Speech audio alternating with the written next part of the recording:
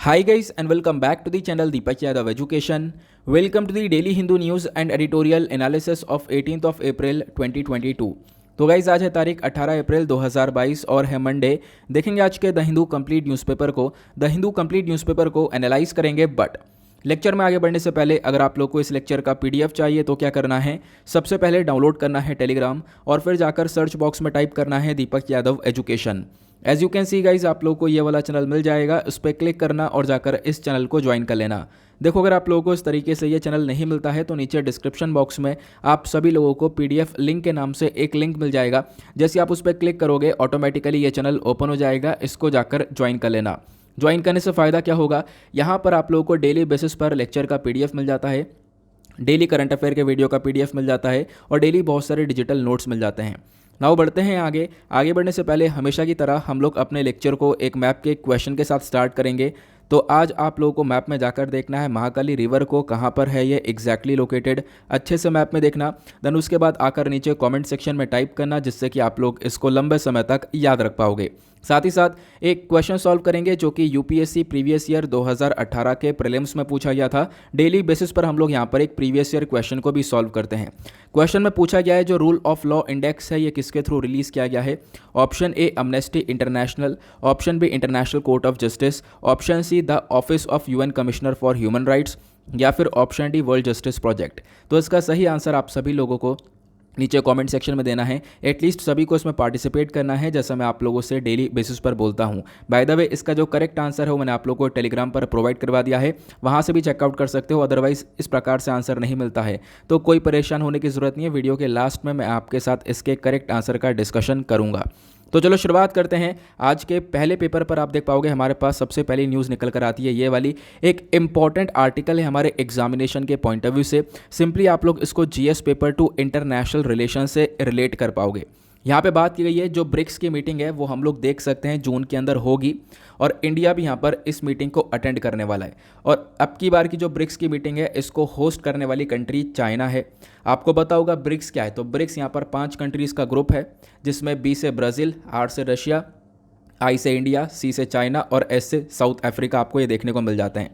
अभी आपको पता होगा इससे पहले भी जो चाइना के फॉरेन मिनिस्टर हैं वांग यी ये भारत आए थे। अब फाइनली यहाँ पर एक चीज़ और हो चुकी है कि भारत ने भी अग्री कर दिया है कि जो ये ब्रिक्स की मीटिंग होगी, जो वर्चुअल समिट होगा, इसको हम लोग अटेंड करेंगे। और ये जो मीटिंग होगी ये बेसिकली यहाँ पर बात की जा रही है जून के एंड में देखने को मिल सकती है। और यहाँ पर हमारे प्राइम मिनिस्टर नरेंद्र मोदी होंगे, साथ ही साथ यहाँ पर Russian president Vladimir Putin, Chinese president Xi Jinping, ठीक है, ब्राज़ील के लीडर होंगे, साउथ अफ्रीका के लीडर होंगे। इन सब की यहाँ पर मीटिंग होने वाली है। यूक्रेन वॉर के बाद में ऐसी ये पहली मीटिंग देखेंगे हम लोग ब्रिक्स की। तारीख एग्जैक्टली बताई गई है 23 जून से 24 जून के बीच में हम लोग देख पाएंगे ये मीटिंग हो पाएगी। साथ ही साथ यहाँ पे बताया गया अब की बार इस मीटिंग को चाइना होस्ट कर रहा है। पिछले साल जो ये वर्चुअल समिट हुआ था इसको यहाँ पे भारत ने होस्ट किया था और अब की बार यहाँ पे आप देख पाओगे ये पहला समिट है जिसको चाइना होस्ट कर रहा है। और अब की बार आपको भी पता होगा 2020 में रिलेशंस काफ़ी ख़राब हो गए थे इंडिया चाइना के, है ना। चाइना की कुछ ऐसी यहाँ पर हरकतें देखने को मिली थी कि सोल्जर्स उसने यहाँ पर अपनी हमारी टेरिटरी के अंदर एंटर करवाए, हमारी टेरिटरी के अंदर घुसने की कोशिश करी थी। तो इस प्रकार से चीज़ें देखने को मिली थी। तो उन रिलेशंस के ख़राब होने के बाद अब यहाँ पर आप देख पाओगे कुछ इस प्रकार से एक मीटिंग देखने को मिल रही है। तो उसके बाद यहाँ पे बताया गया, ये तो बात हुई ब्रिक्स की कि ब्रिक्स की मीटिंग हो रही है, अब क्या क्या डिस्कशन होगा वो सब आगे की बात है। अभी ये नहीं बताया गया क्या क्या डिस्कशन होने वाला है, वो सारी बातें आगे की होंगी। मीटिंग के बाद हम लोग को वो सारी बातें पता चलेंगी। बट अभी यहाँ पर एक चीज़ और मेंशन की गई है। मेंशन ये है कि G7 ग्रुप की भी हम लोग मीटिंग देख पाएंगे। G7 देशों की, जैसे इसमें Germany, France, UK, Italy, Japan, Canada, US आपको देखने को मिलेगा। ये कंट्रीज़ भी मिलेंगी लगभग 26 से 28 जून के बीच में, ऐसा बताया गया। कहाँ पर, बावेरियन एल्प्स जगह पर यहाँ पर ये कंट्रीज़ मिलने वाली हैं। मतलब ब्रिक्स के बाद दूसरी मीटिंग G7 की होगी। फिर साथ साथ यहाँ पे बताया गया, अभी देखो एक चीज़ और आपको देखने को मिलेगा, हमारे जो पीएम है मोदी, ये ऑलरेडी यहाँ पर ट्रैवल कर रहे हैं जर्मनी के साथ बायलैटरल मीटिंग करने के लिए। तो 1 मई को यहाँ पर एक जर्मनी के साथ भी मीटिंग हमारी होने वाली है। तो ये भी यहाँ पर चीज़ें मेंशन करी हैं। तो कुछ यहाँ पर छोटी सी इन्फॉर्मेशन थी, अदरवाइज़ और कुछ खास नहीं है, बस यही छोटी छोटी इन्फॉर्मेशन थी जो कि अवेलेबल है इस पर्टिकुलर आर्टिकल के अंदर। और बस खाली इतना ध्यान रखना, बाकी आगे क्या होगा, ये मीटिंग हो जाएंगी, अभी मीटिंग हो जाएंगी ना, देन उसके बाद यहाँ पर सारी डिटेल इन्फॉर्मेशन निकल कर आएगी, तब यहाँ पे इसको डिस्कस करना थोड़ा ज़्यादा बेहतर रहेगा। अभी पहले से प्रेडिक्शन लगाना कि क्या डिस्कशन होगा क्या नहीं होगा, वो सब यहाँ पर बेकार की बातें रहेंगी। फिलहाल आर्टिकल आई होप आप लोगों को पूरी तरह से क्लियर हो चुका है। अब एक चीज़ और इम्पॉर्टेंट है, आपने यहाँ पर ब्रिक्स के बारे में पढ़ लिया, तो ब्रिक्स के बारे में ज़रूर पढ़ लेना, क्योंकि आपके सिलेबस के अंदर जीएस पेपर 2 के अंदर इंटरनेशनल इंस्टीट्यूशन का एक टॉपिक है जिसके रिगार्डिंग क्वेश्चन पूछ लिया जाता है। तो ब्रिक्स क्या है इसके बारे में जान लो, क्योंकि यूपीएससी ऑलरेडी एक प्रीलिम्स के अंदर क्वेश्चन पूछ चुका है ब्रिक्स को लेकर। वो क्वेश्चन क्या था मैं आपको दिखाता हूँ, ठीक है, आगे मैं दिखाऊंगा, पहले आपको मैं ब्रिक्स के बारे में बताता हूँ। तो ब्रिक्स बेसिकली क्या है, एक एक्रोनिम है, Brazil, Russia, India, China, south Africa acronym है। एक्रोनिम मतलब यहाँ पर ब्राज़ील का आगे का भी, रशिया का आगे का आर, इंडिया का स्टार्टिंग का आई, ठीक है, तो आप लोग ये देख पाओगे। अब क्या है, ब्रिक्स की जो लीडर की समिट होती है ये हर साल हम लोग देख पाते हैं। उसके बाद ये तो आपको पता ही है कि ब्रिक्स के अंदर पहले जो है वो ब्रेक हुआ करता था, पहले यहाँ पर साउथ अफ्रीका नहीं था, बाद में इसके अंदर साउथ अफ्रीका ऐड होता है, ठीक है। बाकी इन कंट्रीज़ के फीचर्स के बारे में अगर एग्जैक्टली बात करें तो ब्रिक्स के फीचर्स क्या हैं, तो जो दुनिया भर की पॉपुलेशन है उसमें 40% तक का जो कॉन्ट्रीब्यूशन है वो ब्रिक्स का है, प्लस दुनिया भर की जीडीपी है उसका 30% का कॉन्ट्रीब्यूशन इन ब्रिक्स कंट्रीज़ का देखने को मिलेगा, क्योंकि ऑब्वियस सी बात है यहाँ पर 2 कंट्रीज़ इंडिया चाइना तो खुद ही आ गए हैं। फिर उसके बाद यहाँ पे आप देख पाओगे टाइमलाइन के बारे में बात करें तो जो सबसे पहला समिट हुआ था ना ब्रिक का, वो हुआ था 2009 के अंदर, तब उस समय ये ब्रिक ही हुआ करता था, उस समय साउथ अफ्रीका इसके अंदर ऐड नहीं हुआ था। और जो सबसे पहला समिट हुआ था वो रशिया में हुआ था, ये ध्यान रखना। और किसी भी पर्टिकुलर ऑर्गेनाइजेशन का जो समिट है, पहला समिट कहाँ पे हुआ था वो हमेशा ध्यान रखना, क्योंकि इसको लेकर क्वेश्चन बन जाते हैं, ठीक है। तो ये हुआ, फिर उसके बाद आप देख पाओगे 2009 में पहला समिट हुआ, 2010 में फिर साउथ अफ्रीका को इनवाइट कर लिया गया, आ जाओ ज्वाइन कर लो यहाँ पर ब्रिक्स को, और फिर वो ब्रिक को ज्वाइन करके उसको ब्रिक्स बना दिया गया। क्लियर हुआ। अब इनका मेजर ऑब्जेक्टिव क्या है कि आपस में कोऑपरेट करना, अपने इसमें रिलेशंस को और ज़्यादा मेंटेन करना, ठीक है, एक दूसरे के मेंबर्स के ग्रोथ डेवलपमेंट के ऊपर काम करना, पॉवर्टी के ऊपर फोकस करना, ये यहाँ पर छोटी छोटी चीज़ें आप लोग ध्यान रख पाओगे बहुत आराम से, ठीक है। ये ज़्यादातर ऑर्गेनाइजेशंस की यही यहाँ पर ऑब्जेक्टिव होते हैं कि कॉपरेशन, पॉवर्टी, इकोनॉमिक ग्रोथ, इन सब चीज़ों के ऊपर ज़्यादातर ऑर्गेनाइजेशंस वर्क करते हैं। बट अभी जैसे मैंने बताया आपको कि ब्रिक्स को लेकर यूपीएससी ने क्वेश्चन पूछा था, तो 2014 में प्रीलिम्स में क्वेश्चन आता है with reference to the grouping of countries known as BRIC. BRIC के रिगार्डिंग क्वेश्चन पूछा गया, ब्रिक को लेकर 2 स्टेटमेंट दिए गए हैं और बताना आपको है कि कौन सा स्टेटमेंट करेक्ट है।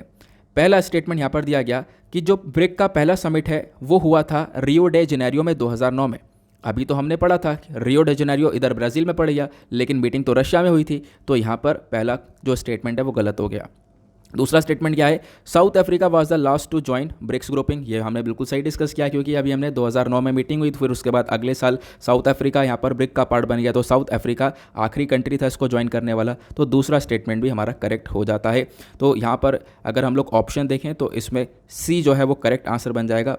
सॉरी, सी नहीं, पहला वाला हमारा गलत है, दूसरा वाला हमारा करेक्ट है, तो यहाँ पर B is the correct answer बन जाएगा, 2 ओनली, ठीक है। क्लियर हुआ, क्योंकि ब्रिक्स की जो समिट है वो कहाँ पे हुई थी, वो रशिया के अंदर हुई थी। तो ये था हमारा आर्टिकल। आगे चलते हैं नेक्स्ट आर्टिकल की तरफ। इसके ऊपर आपको ये आर्टिकल देखने को मिलेगा, ये भी काफ़ी इंपॉर्टेंट है। अब ये आने वाले टाइम पर बहुत इंपॉर्टेंट होने वाला है। यहाँ पे बात की गई है जुडिशरी के बारे में। अब जुडिशरी के बारे में बात करें तो सिंपल है, जीएस पेपर 2 पॉलिटी से आप इसको रिलेट कर पाओगे, है ना। अब यहाँ पे हम लोग बात करें तो बहुत सारे जो सुप्रीम कोर्ट के जजेस हैं उनका रिटायरमेंट होने वाला है, ठीक है। अब रिटायरमेंट होने वाला तो ऑब्वियस सी बात है वैकेंसीज खाली हो जाने वाली हैं, ये यहाँ पे बताया गया। प्लस एक कंसर्न ये भी है कि जो केसेस हैं वो भी काफ़ी सारे पेंडिंग पड़े हुए हैं, वो चीज़ें भी यहाँ पर मेंशन करी गई हैं एन वी रमन साहब हमारे चीफ जस्टिस ऑफ इंडिया के थ्रू। यहाँ पे बताया गया जुडिशरी के अंदर जो रिटायरमेंट है 2022 के अंदर बहुत तगड़ा होगा। यहाँ पे अगर हम लोग बात करें काफ़ी सारे जजेस रिटायर होंगे, नवंबर तक यहाँ पे रिटायरमेंट लगातार चलने वाला है, ठीक है। कॉलेजियम सिस्टम जो होता है जो कि अलग अलग जजेस को अपॉइंट करता है, आपको पता होगा कॉलेजियम सिस्टम के बारे में अभी 2 दिन पहले ही मैंने करंट अफेयर के वीडियो में भी पढ़ाया है, ठीक है। तो इसमें से भी हम लोग देख पाएंगे जो 2 नए चीफ जस्टिस हैं वो आएँ, क्या पता यहाँ पे अभी इस कॉलेजियम सिस्टम में से भी जो चीफ जस्टिस है उनका रिटायरमेंट होने वाला है। प्लस यहाँ पर बताया गया जो ये रिटायरमेंट्स हैं यहाँ पे आप लोग देख पाओगे ये रेगुलर बेसिस पर होने वाले, मतलब लगातार होंगे। और सुप्रीम कोर्ट ने यहाँ पर ये भी बोला है कि सुप्रीम कोर्ट के स्टैटिस्टिक्स ये दिखाते हैं कि आज के टाइम पर जो केसेस पेंडिंग पड़े हैं, लगभग 70,362 केसेस यहाँ पर पेंडिंग पड़े हुए हैं अप्रैल 1 2022 तक, जैसा आप लोग यहाँ पर देख पाओगे। साथ साथ यहाँ पे बताया गया जिसमें से बहुत सारे केसेस हैं जो कि अभी रेडी नहीं है कि हम लोग उसको बेंच तक लेकर जाएं, ठीक है, बेंच पर उस केस को देखा जाए। तो अभी ऐसे केसेस हैं जो बहुत सारे रेडी नहीं है, बहुत सारे यहाँ पर केसेस जो कि एडमिशन मैटर से रिलेटेड है, मतलब अलग अलग केसेस आज के टाइम पर अभी पड़े हुए हैं, ऐसा यहाँ पर बताया गया, जो कि पेंडिंग है। फिर उसके बाद हमारे chief justice of India N V Raman साहब ये भी बोलते हैं कि देखो अभी तो यहाँ पर कोर्ट ओपन हुआ है प्रॉपरली, उससे पहले 2 साल तक वर्चुअल समिट चला, कोविड-19 की वजह से यहाँ पर कोर्ट ओपन ही नहीं हो पा रहे थे, आपको पता होगा। तो वर्चुअल समिट यानी वीडियो कॉन्फ्रेंस के माध्यम से चीज़ें सॉल्व करी जा रही थी। नाउ अब यहाँ पर इन पेंडिंग मैटर्स को रिजॉल्व करने के लिए फटाफट यहाँ पर काम किया जा रहा है, ठीक है, ये यहाँ पर मेंशन किया गया। बाकी यहाँ पर बोला गया जो चीफ जस्टिस ऑफ इंडिया है इनका टर्म भी एंड होने वाला है, ठीक है। यहाँ पे आप लोग देख पाओगे इन्होंने मेंशन किया है कौन कौन जाने वाले हैं, जैसे जस्टिस विनीत सरन ये रिटायर होंगे 10 मई को, जस्टिस एल नागेश्वरा राव और जस्टिस ए एम खानविलकर, तो ये भी यहाँ पर रिटायर होने वाले हैं। तो एक रिटायर होंगे जून 7 को और एक रिटायर होंगे 29 जून को। उसके बाद जो हमारे चीफ जस्टिस हैं रमन्ना साहब ये भी रिटायर हो जाएंगे 26 अगस्त को, यहाँ पे बताया गया। फिर उसके बाद जस्टिस इंदिरा बनर्जी ये भी यहाँ पर ऑफिस एग्जिट कर देंगे 23 सितंबर को। तो ये सारे जजेस रिटायर होने वाले हैं जिनका नाम यहाँ पर दिया गया। उसके बाद जस्टिस यू ललित, आपने काफ़ी बार नाम सुना होगा, ठीक है, तो इनका भी रिटायरमेंट भी आप देख पाओगे यहाँ पर 8 नवंबर को हो जाएगा, ये यहाँ पर बताया गया। तो ये यहाँ पर मेंशन किया जा रहा है कि भाई लगातार रिटायरमेंट होने वाले हैं और लगभग नवंबर तक 10 नवंबर 2024 तक बहुत सारी वैकेंसीज़ यहाँ पर खाली हो जाएंगी, लगभग यहाँ पे बताया गया। मतलब बहुत सारी वैकेंसीज हम लोग देख पाएंगे क्योंकि काफ़ी सारे जजेस हमारे जा रहे हैं। उसके बाद यहाँ पर एक फ़ीमेल जज हैं वो भी रिटायर हो जाएंगी, ऐसा यहाँ पे मेंशन किया गया, ठीक है। यहाँ पे आप देख पाओगे आज के टाइम पर टोटल कितनी जजेस हैं, तो टोटल मैंने आपको बताया ना कि टोटल मैं बात कर रहा हूँ वेमेन जजेस की, तो आप लोग देख पाओगे बताया गया जो जस्टिस इंदिरा बनर्जी हैं ये भी 23 सितंबर को ऑफिस एग्जिट कर देंगी और इसकी वजह से क्या होगा जो वेमेन जजेस हैं उनका नंबर रिड्यूस हो जाएगा, ठीक है। 4 आज जजेस मतलब आज के टाइम पर 4 वेमेन जजेस आपको देखने को मिलती हैं, वो 4 से कम होकर 3 जजेस हो जाएंगी, ठीक है, ये यहाँ पर मेंशन किया गया। क्लियर हुआ? तो आई होप आप लोग यहाँ पर सारी बातें अच्छे से समझ चुके हो। अब आपको बताना यह है, एक सिंपल सा क्वेश्चन है, सुप्रीम कोर्ट के अंदर आज के टाइम पर टोटल जजेस की स्ट्रेंथ क्या है, नीचे कमेंट सेक्शन में आप लोग इसके बारे में ज़रूर टाइप करना। आगे चलते हैं अगले आर्टिकल की तरफ। नवाएंगे एक ज़बरदस्त आर्टिकल पर, लेकिन उससे पहले यार आपने वीडियो को लाइक नहीं किया तो फटाफट लाइक कर देना। हमने अगेन आज भी टारगेट रखा है 5K प्लस लाइक्स का, तो देखो यार लाइक कर दे करो, एक सपोर्ट मिलता है, ठीक है। अब मैं जब याद दिलाता हूँ तो आपको शायद याद आ जाता होगा, वैसे याद पढ़ते पढ़ते होता है कि हम लोग वीडियो देख जाते हैं, मेरे साथ भी ऐसा होता रहता है कभी कभी है ना। तो आप लोग सपोर्ट कर सकते हो लाइक करके यार। तो स्टार्ट करेंगे इस वाले आर्टिकल को, और उससे पहले ये भी बता दूं कि आपके लिए मेंस का क्वेश्चन डेली बेसिस पर मिलता है, संडे में नहीं मिलता है। तो कल मैंने एक एथिक्स का कोट दिया था, आई होप आप लोगों ने उस कोट को अपने पास लिख लिया होगा, एजुकेशन से रिलेटेड था। तो संडे में कोई मेंस का क्वेश्चन नहीं था और आज से वापस से आपको मेंस का क्वेश्चन मिलेगा। तो मंडे टू सैटरडे मेंस का क्वेश्चन आपको मिलेगा। मैं वीडियो के अंदर जब एडिटोरियल डिस्कशन पर आऊँगा तब आपसे वो मेंस का क्वेश्चन डिस्कस करूँगा, आपको बताऊँगा कैसे लिखना है, देन उसके बाद आप उसको लिख कर कहाँ पर सबमिट कर सकते हो वो भी मैं आपको सारी चीज़ें बता दूँगा साथ में। ओके, फिलहाल ये आर्टिकल है, अगेन इसको GS पेपर 2 इंटरनेशनल रिलेशन से रिलेट कर पाओगे। बात की गई है कि भारत बहुत सपोर्ट दे रहा था अफगानिस्तान को, आपको पता होगा अफगानिस्तान के हालात क्या हैं। 15 अगस्त को क्या हुआ, पिछले साल की बात है, 15 अगस्त में तालिबान ने पूरी तरह से अफगानिस्तान के ऊपर रूल कर लिया। फिर उसके बाद सिचुएशन बहुत ख़राब हुई, भूखमरी बहुत ज़्यादा अल्टीमेट लेवल पर हो गई, लोगों के पास यहाँ पर कुछ भी खाने को नहीं है, वहाँ पर लोग काफ़ी परेशान हैं। अब इंडिया ने यहाँ पर मदद प्रोवाइड करवाई है, भारत ने यहाँ पर काफ़ी सारा गेहूँ भेजा है। गेहूँ भेजने के लिए हमने एक एग्रीमेंट किया था कि बिल्कुल हम गेहूँ भेजेंगे। अब गेहूं भेजने के लिए भी हम लोग को एक रास्ता चाहिए, रास्ता वो पाकिस्तान के थ्रू निकलेगा।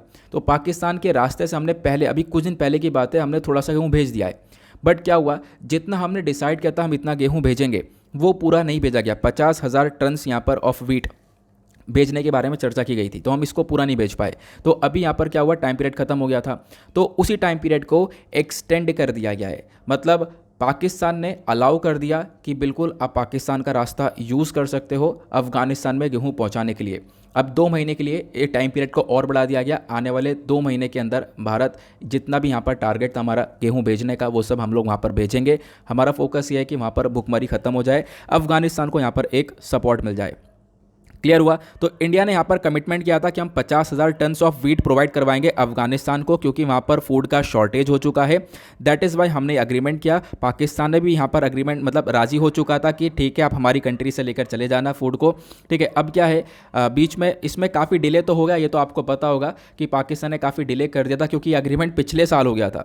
मतलब ये बातचीत जो है पिछले साल नवंबर 2021 में हो चुकी थी, और गेहूँ यहाँ पर कई महीनों बाद भेजा गया, क्योंकि पाकिस्तान रेडी नहीं हो पा रहा था। पाकिस्तान हमें अलाउ नहीं कर रहा था कि हम अफगानिस्तान जाएं, ट्रक्स लेकर जाएं। ठीक है, नाउ फिलहाल ये अलाउ कर दिया गया था। अब यहाँ पर सिचुएशन आप देख पाओगे हाँ सही हुई जब हमने यहाँ पर गेहूं को पहुँचाया वहाँ पर।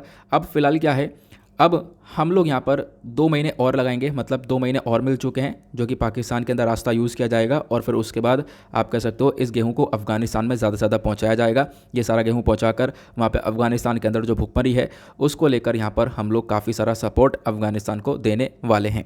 क्लियर हुआ। अब इस आर्टिकल को हमें लिखना कैसे, मतलब कि इसको लेकर और भी बहुत सारी इन्फॉर्मेशन है हमारे पास। ठीक है, उसको भी हमें पढ़ना बहुत ज़्यादा ज़रूरी है। जैसे कि मैं आप लोगों को थोड़ा सा बैकग्राउंड बताता हूँ। बैकग्राउंड ये है कि भारत ने, मैंने जैसे बोला, भारत ने एक एग्रीमेंट साइन किया है। किसके साथ साइन किया है? तो इंडिया ने यह एग्रीमेंट साइन किया है United Nation World Food Programme के साथ में। ठीक है, तो UNWFP यहाँ पर काम करता हुआ नजर आएगा कि हम लोग 50,000 मेट्रिक टन जो गेहूँ है वो हम लोग अफगानिस्तान को दे देंगे।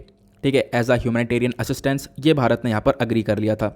और ऐसा नहीं हम लोग पहली बार सपोर्ट कर रहे हैं, 2020 से लगातार सपोर्ट प्रोवाइड करवा रहे हैं। 2020 में कोविड-19 पैंडेमिक की वजह से काफ़ी सारी कंट्रीज़ फेल मार रही थी, उसमें अफगानिस्तान भी था। तो अफगानिस्तान को हम लोगों ने 20 टन्स ऑफ मेडिसिन भेजा। ठीक है, और भी इक्विपमेंट्स, और साथ ही साथ यहाँ पर लगभग 75,000 टन्स ऑफ वीट भेज दिया था, ताकि कोविड-19 से अफगानिस्तान निकल सके। लेकिन अभी वाला जो पर्टिकुलर एग्रीमेंट है, जो करंट वाला एग्रीमेंट है, जब यहाँ पे अफगानिस्तान के हालात कुछ ज़्यादा ख़राब हैं, तो यहाँ पर मैंने आपको बताया कि हम लोग कुछ गेहूं को लेकर गए। जो ये वीट है वो बेसिकली ले जाया जाएगा पाकिस्तान के माध्यम से। कुछ तो पहुँच चुका है, कुछ हम लोग लेकर जा रहे हैं पाकिस्तान के माध्यम से। पाकिस्तान से जाएगा अफगान बॉर्डर तक, और वहाँ से हम लोग वो गेहूँ किसको देंगे? तालिबान को देंगे? नहीं, वहाँ से जो हम लोग जो गेहूँ है वो वर्ल्ड फूड प्रोग्राम के ऑफिशियल्स को दे देंगे। ठीक है, जो आज के टाइम पर अफगानिस्तान के अंदर जो कांदाहार है वहाँ पे वर्ल्ड फूड प्रोग्राम के ऑफिस आपको देखने को मिलेंगे, तो उनको वो गेहूँ दे दिया जाएगा।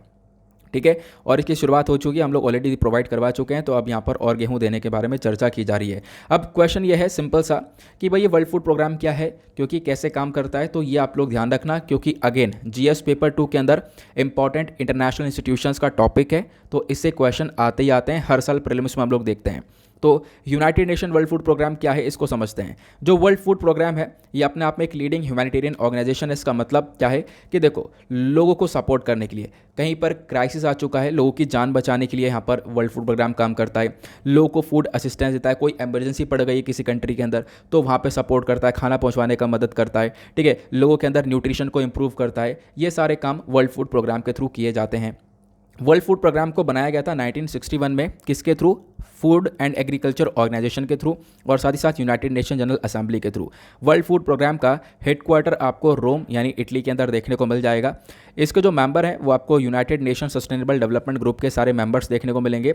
बेसिकली इनका पर्पज़ ये है कि हम लोग अपने सस्टेनेबल डेवलपमेंट गोल्स को अचीव कर पाएँ। आपको पता होगा हम लोगों ने डिसाइड किया है SDGs को, सस्टेनेबल डेवलपमेंट गोल्स को। 17 गोल हैं जो कि हमें 2030 तक अचीव करने हैं, जिसके अंदर gender equality, clean water, poverty ना हो, हंगर ना हो, ये सारे हमारे कुछ इस प्रकार के 17 गोल्स हैं। तो इसको अचीव करने के लिए हम लोग यहाँ पर पीछे भाग रहे हैं, 2030 तक इसको अचीव करना है। तो उसके लिए भी वर्ल्ड फूड प्रोग्राम यहाँ पर वर्क करता हुआ नजर आता है। प्लस वर्ल्ड फूड प्रोग्राम ने एक बहुत अच्छा काम किया है। आप देख पाओगे 2019 का हमारे पास डेटा है। 2019 में WFP ने लगभग 88 कंट्रीज़ को सपोर्ट किया है। ठीक है, लगभग 97 मिलियन पीपल को असिस्ट कर रहा है यहाँ पर, ये आप देख पाओगे WFP का काम हुआ है। ठीक है, और आप कह सकते हो कि एक सबसे बड़ा सपोर्ट WFP ने 2019 में ही दिया है दुनिया भर की कंट्रीज़ को, और इसी सपोर्ट को देने की वजह से WFP को नोबल प्राइज़ फॉर पीस 2020 से नवाजा गया था। तो आप लोग ध्यान रख सकते हो, Nobel Prize for Peace 2020 WFP को दिया गया है इसके एफर्ट्स के लिए। इसने एफर्ट्स किस क्या क्या लगाए? हंगर को कॉम्बैट करा है, मतलब कि भुखमरी से लड़ा है। प्लस यहाँ पर जो भी ऐसे एरियाज जहाँ पर लड़ाई वगैरह चल रही है, सिचुएशन काफ़ी ख़राब है, वहाँ पर शांति को मेंटेन करने का काम किया है, वहाँ पर लोगों को खाना प्रोवाइड करवाया है। क्लियर हुआ? तो WFP का मेजर ऑब्जेक्टिव यही है कि हम लोग दुनिया भर में जो हंगर है, भुखमरी है, उसको ख़त्म कर सकें, लोगों के अंदर न्यूट्रिशन को यहाँ पे इंप्रूव कर सकें, फूड सिक्योरिटी को अचीव कर सकें, प्लस सस्टेनेबल डेवलपमेंट गोल्स को भी हम लोग सपोर्ट कर सकें, जो कि मैंने अभी आपको थोड़ी देर पहले बताए थे। क्लियर हुआ? तो ये था एक छोटा सा आर्टिकल। आई होप आपको क्लियर हो रहा है सब कुछ। एकदम इंटरेस्टिंग सा डिस्कशन होने वाला है आज, काफ़ी कुछ है डिस्कस करने के लिए। अगले आर्टिकल पर चलते हैं। नाउ उसके बगल में आपको ये वाला आर्टिकल देखने को मिलेगा। यहाँ पे बात की गई है एक्सप्लोर ग्रीन क्रेमेशन मेथड्स। इसका मतलब क्या है समझते हैं थोड़ा सा। यहाँ पे क्या हुआ, एनजीटी, एनजीटी मतलब नेशनल ग्रीन ट्रिब्यूनल, जो कि हमारे एनवायरमेंट प्रोटेक्शन के लिए काम करता है। ठीक है, एनवायरमेंट प्रोटेक्शन को ध्यान में रखते हुए काम करता है। इसका हेडक्वार्टर आपको न्यू दिल्ली के अंदर देखने को मिल जाएगा। बात करें तो एनजीटी ने सभी राज्य और यूनियन टेरिटरीज से बोला, इनको डायरेक्शन दिया कि जो आज के टाइम पर करंट टाइम पे जो क्रीमेशन है इसके मेथड को बदल कर इलेक्ट्रिक क्रीमेशन पर आ जाएं। मतलब क्या है, देखो मान लो किसी की डेथ होती है। अब किसी की डेथ होने के बाद यहाँ पर उसको आग दी जाती है, तो आग दी जाती है, लकड़ियाँ जलाई जाती हैं। तो यहाँ पर एनजीटी का कहना यह है कि जो लकड़ियाँ जलाई जाती हैं वो लगभग 350 से 450 किलोग्राम वहाँ पे लकड़ियाँ होती हैं। जब इतनी लकड़ियाँ जलाओगे ओपन एरिया के अंदर तो इससे पोल्यूशन बहुत ज़्यादा हो जाता है, ऐसा एनजीटी ने यहाँ पर बोला। फिर एनजीटी ने बोला देखो हमारा ये मकसद नहीं है कि हम लोग किसी के रिलीजियस को मतलब उनके बिलीफ को हर्ट करें, ऐसा कुछ भी नहीं है। देख पाओगे ये चीज़ें मेंशन करी हैं कि ये क्लियर कर देते हैं हम लोग कि हमारा कोई इंटेंशन नहीं है to hurt any religious belief. लेकिन आप खुद भी एक बार सोचो कि इतनी सारी लकड़ियाँ जलाई जा रही हैं, ठीक है, कि किसी व्यक्ति को जब आग दी जा रही है तो उसकी वजह से यहाँ पर पोल्यूशन बहुत ज़्यादा हो रहा है। तो इसका एक ऑल्टरनेटिव है, इसका एक दूसरा तरीका है। दूसरा तरीका क्या है कि हम लोग क्या इस्तेमाल कर सकते हैं, इलेक्ट्रिक और पाइप्ड नेचुरल गैस का इस्तेमाल कर सकते हैं। तो इलेक्ट्रिक यहाँ पर आप कर सकते हो, ये क्रीमोटोरियम का इस्तेमाल किया जा सकता है। अब क्या होगा, जब हम लोग इसका यूज़ करेंगे ना तो इससे लकड़ियाँ जलाई नहीं जाएंगी। अब लकड़ियाँ नहीं जलेंगी तो पोल्यूशन यहाँ पर नहीं होगा, ऐसा यहाँ पर एनजीटी का कहना है। क्लियर हुआ। अब ये प्रोसेस होता क्या, मैं आपको थोड़ा सा समझाता हूँ इसके बारे में। तो ये देखो, ठीक है, वैसे तो जनरली आपको पता होगा ओपन एरिया में लकड़ियों के थ्रू यहाँ पर वो हमारा पूरा का पूरा क्रेम किया जाता है। बट ये इलेक्ट्रिक वाला मेथड आपको ये देखने को मिलेगा। इलेक्ट्रिक वाले मेथड के अंदर ये सिस्टम है, यहाँ पर डेड बॉडी को रख कर ये पूरा का पूरा जो है वो अपना जो भी प्रोसेस होता है वो यहाँ पर कर दिया जाता है इसके अंदर डालने के बाद में। क्लियर हुआ। तो ये यहाँ पर इलेक्ट्रिक वाला मेथड है, बट यहाँ पे बोला गया है कि इसी मेथड को आप यूज़ करो, ये एक ऑल्टरनेटिव तरीका है और बेस्ट तरीका है। इससे यहाँ पर पोल्यूशन बहुत ज़्यादा कम हो जाएगा। तो एक छोटी सी इन्फॉर्मेशन थी, अगेन यहाँ पर कोई ऐसी खास इंपॉर्टेंट इन्फॉर्मेशन नहीं है, बट एनवायरमेंट के प्रति एक और छोटा सा स्टेप है कि ऐसा भी किया जा सकता है। या आपके माइंड में थोड़ा सा और क्लैरिटी ले आएगा, आपके माइंड में जो है एनवायरमेंट के प्रति यहाँ पर एक और चीज़ ऐड हो जाएगी। ठीक है, तो ये यहाँ पर क्लियर हुआ। चलो आगे चलते हैं उसके बाद अगले आर्टिकल पर। देन उसके बाद बीच में एक आर्टिकल आता है ये वाला। ये आर्टिकल काफ़ी इंपॉर्टेंट हो जाता है हमारे एग्जामिनेशन के पॉइंट ऑफ व्यू से, खासकर जीएस पेपर 2 के अंदर एक टॉपिक आता है हेल्थ का, वहाँ से आप इसको रिलेट कर पाओगे।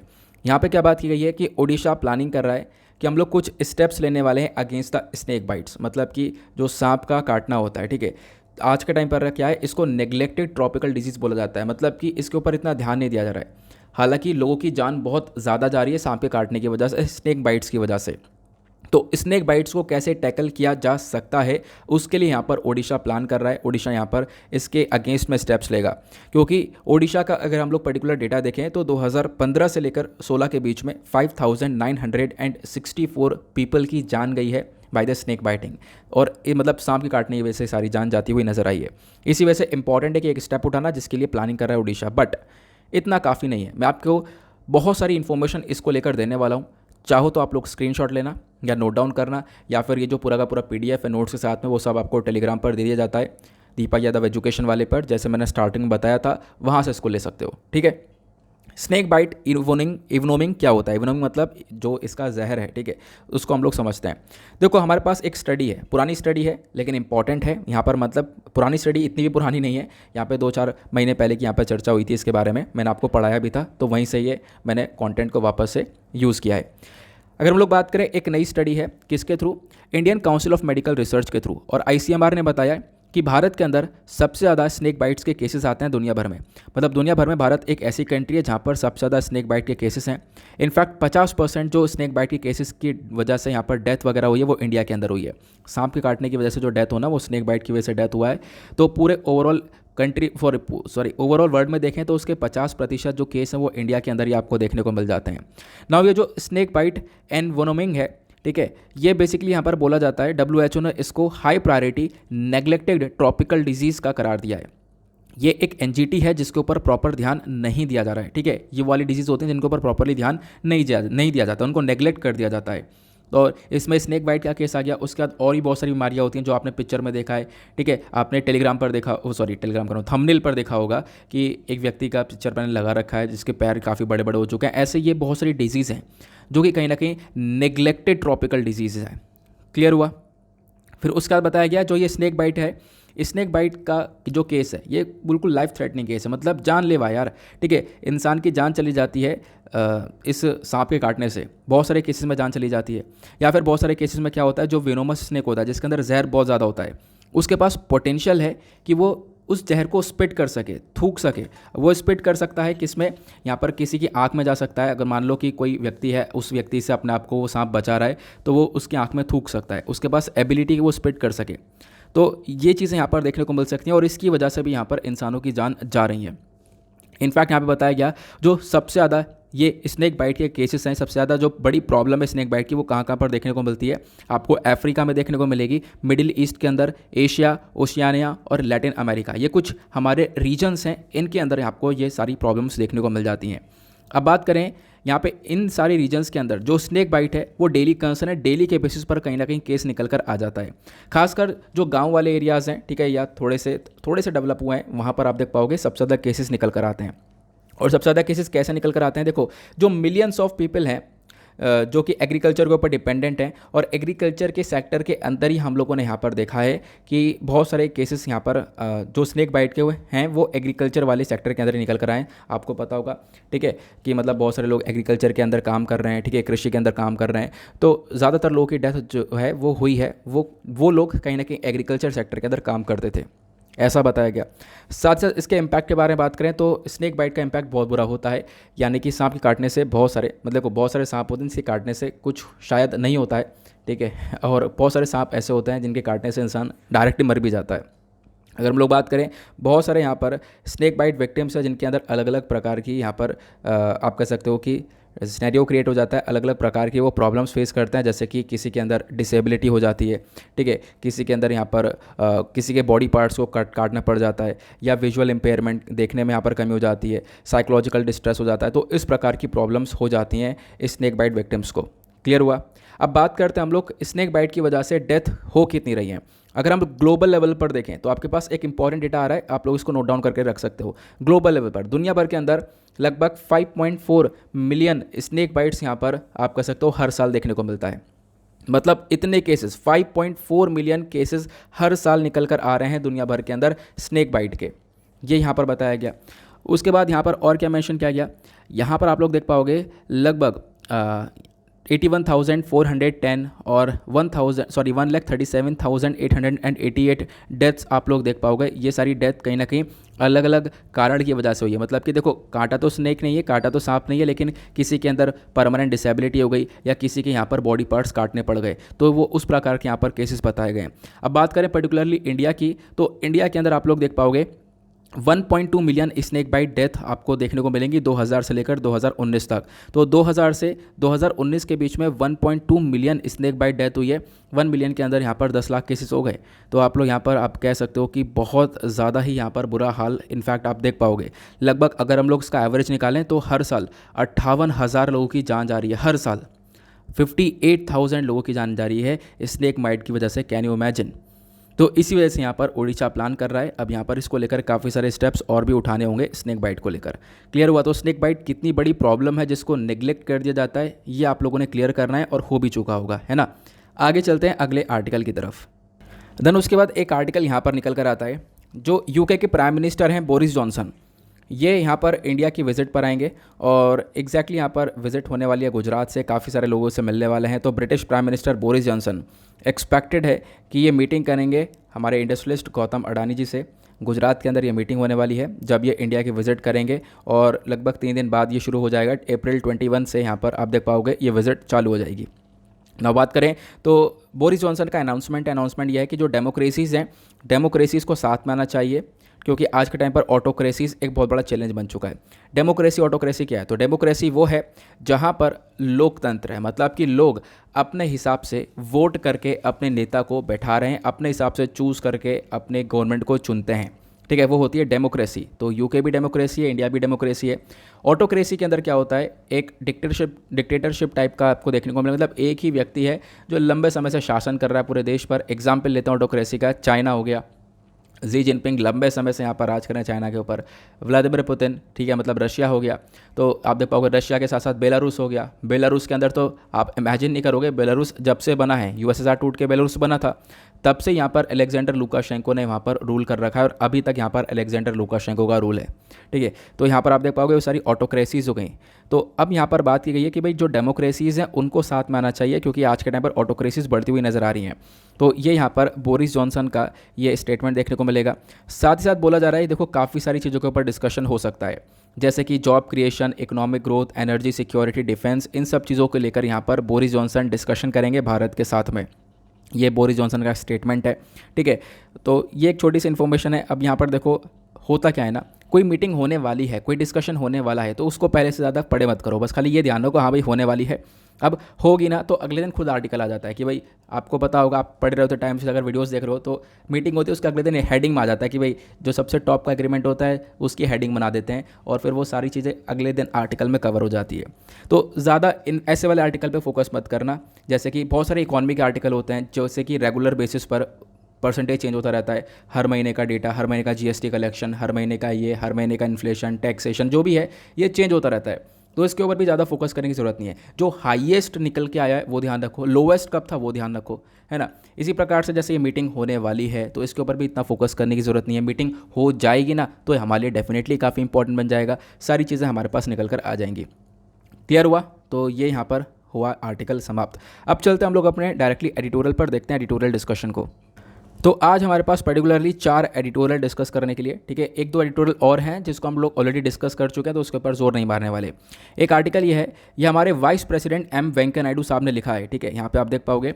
तो इन्होंने काफ़ी सारी बातें लिखी हैं डॉक्टर नरोत्तम के ऊपर, ठीक है, वो एक साइंटिस्ट हैं, तो उनके ऊपर काफ़ी सारी इन्फॉर्मेशन यहाँ पर इन्होंने लिखी है, क्योंकि अभी उनकी बर्थ एनिवर्सरी सेलिब्रेट की जाती है उसके ऊपर। तो डिस्कस करते हैं क्या क्या इन्फॉर्मेशन यहाँ पर कवर की गई है। फिर उसके बाद एक आर्टिकल ये है। अब इस आर्टिकल में कुछ बकवास इन्फॉर्मेशन है, डेफिनेटली उसको कवर नहीं करने वाले, लेकिन ये आर्टिकल ना आने वाले टाइम पर बहुत चर्चा में होने वाला है, ठीक है। आपको पता होगा कल भी न्यूज़पेपर में था ये आर्टिकल, परसों भी था, और 24 अप्रैल के बाद तो बहुत चर्चा में होगा। ऐसा क्यों? क्योंकि फ्रांस के अंदर इलेक्शन चल रहे हैं। यहाँ पे जो बात की जा रही है वो फ्रांस के इलेक्शन के बारे में चर्चा की जा रही है। तो फ्रांस में इलेक्शन है अभी, क्या है, एक फाइनल स्टेज का, मतलब जो इलेक्शन है ना यहाँ पे अलग अलग स्टेजेस में होता है। एक फाइनल स्टेज यहाँ पर होने वाली है 24 अप्रैल को। 24 अप्रैल को पता चल जाएगा कि फ्रांस के नए प्रेसिडेंट कौन है, इमैनुअल मैक्रों हैं या फिर यहाँ पर ये जो महिला आपको दिख रही हैं मैरिन ले पेन, ये हैं। तो इन दोनों के बीच में यहाँ पर आज के टाइम पर आप देख पाओगे ये कांटे की टक्कर देखने को मिल रही है फ्रांस के अंदर। तो मैं आपको बताऊंगा यहाँ पर कि फ्रांस के अंदर इलेक्शन कैसे होते हैं। आपने यूएस के इलेक्शन पढ़े हैं, ठीक है, मैंने काफ़ी बार आप लोगों को यूएस के इलेक्शंस पढ़ाया जब भी प्रेसिडेंट चर्चा में थे, ठीक है, जब इलेक्शंस हुए थे। उसके बाद हम लोगों ने अभी रिसेंटली ईरान के जब इलेक्शंस हुए थे तो हमने उसको पढ़ा था। बट अब हम लोग बात करेंगे फ्रांस के इलेक्शंस की, फ्रांस के अंदर इलेक्शंस कैसे होते हैं, तो ये भी हमारे लिए इंपॉर्टेंट पार्ट बन जाता है, ठीक है। तो काफ़ी सारी इन्फॉर्मेशन मैंने सुबह से बैठकर कलेक्ट करी है इसके बारे में, तो इसको सुनना ज़रूर, मज़ा आ जाएगा कि वहाँ पर कैसे इंटरेस्टिंग से इलेक्शंस यहाँ पर आपको देखने को मिलेंगे, ठीक है। फिर उसके बाद 2 एडिटोरियल के बाद हमारे पास जो अगला एडिटोरियल है टेक्स्ट और कॉन्टेक्स्ट पर, वो ये है, एक इंपॉर्टेंट आर्टिकल है, इसको मार्क कर लो। यहाँ पे बात की गई है एनफोर्समेंट डायरेक्टरेट के बारे में, मतलब ईडी के बारे में सारी कहानी बता दी, कब से बना और क्या क्या काम है इसका, क्या क्या पावर्स इसके पास में, क्या क्या फंक्शनिंग है इसकी, वो सारी बातें ईडी की यहाँ पर कवर कर ली गई हैं। काफ़ी लंबा चौड़ा आर्टिकल आपको दिख रहा होगा, तो इसको डिटेल से देखेंगे। देन उसके बाद एक आर्टिकल ये है, ये भी बहुत इंपॉर्टेंट है, इसको ही मार्क कर लो। यहाँ पे बात की गई है इंडिया के नेशनल साइबर सिक्योरिटी स्ट्रैटेजी के बारे में। आज के टाइम पर भारत के अंदर साइबर अटैक्स बहुत ज़्यादा बढ़ चुके हैं, ठीक है। अब साइबर अटैक्स बढ़ चुके हैं तो उसको हम लोग कैसे टैकल कर सकते हैं, वो इन्फॉर्मेशन यहाँ पर कवर की गई है, तो मैं आपको इसके बारे में समझाऊंगा। तो एक अच्छा आर्टिकल है ये भी। तो आज आर्टिकल्स मतलब इंटरेस्टिंग्स हैं जो कि डायरेक्टली प्रीलिम्स और मेंस दोनों में हेल्प करेंगे। चलो यहीं से स्टार्ट करते हैं। यहाँ पे बात की गई है एनफोर्समेंट डायरेक्टरेट के फंक्शनिंग के बारे में। पहली चीज़, एनफोर्समेंट डायरेक्टरेट ईडी क्या है, मैंने आपको काफ़ी बार पढ़ा रखा है।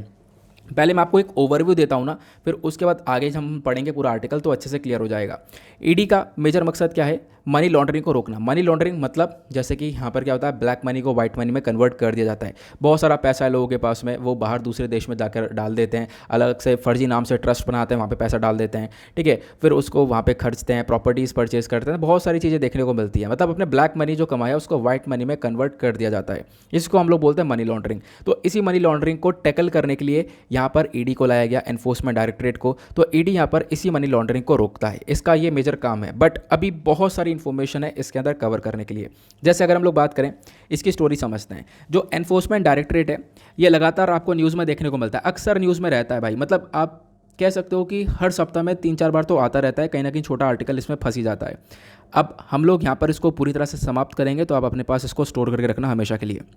यहाँ पे बोला गया 1 मई 1956, 1 मई 1956 की बात है, जब एनफोर्समेंट यूनिट को बनाया गया था डिपार्टमेंट ऑफ इकोनॉमिक अफेयर्स के अंडर में, ठीक है।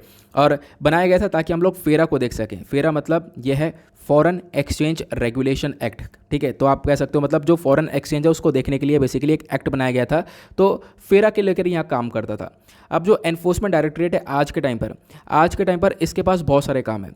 जैसे कि ये इन्वेस्टिगेट करता है, अब यहाँ से इंपॉर्टेंट लाइन शुरू होती है, जैसे ये इन्वेस्टिगेशन करता है मनी लॉन्ड्रर्स की, साथ साथ यहाँ पर इकोनॉमिक ऑफेंडर्स की। इकोनॉमिक ऑफेंडर्स कौन है? देखो बहुत सारे लोग होते हैं जो कि पैसा लेते हैं कंट्री से और भाग जाते हैं, ठीक है, भगोड़ा जिनको बोलते हैं। हाँ एग्जैक्टली यही टर्म यूज़ की जाती है। जैसे एग्जांपल ले सकते हो विजय माल्या का, और भी यहाँ पर मेहुल चौकसी, नीरव मोदी, बहुत सारे लोग हैं जिन्होंने खूब सारा पैसा लिया कंट्री से और उसके बाद यहाँ पर कंट्री छोड़ के निकल गए। तो वो वाले केस भी यहाँ पर एनफोर्समेंट डायरेक्टरेट देखता है, ठीक है, इकोनॉमिक ऑफेंडर्स को इन्वेस्टिगेट करता है। साथ ही साथ यहाँ पर इनको जो इन्वेस्टिगेट किया जाता है वो एक एक्ट के अंडर में किया जाता है जिसका नाम है PMLA एक्ट, ठीक है। अब PMLA क्या है? यह है prevention of money laundering act. Prevention of money laundering मतलब मनी लॉन्ड्रिंग को रोकने का ये काम करता है।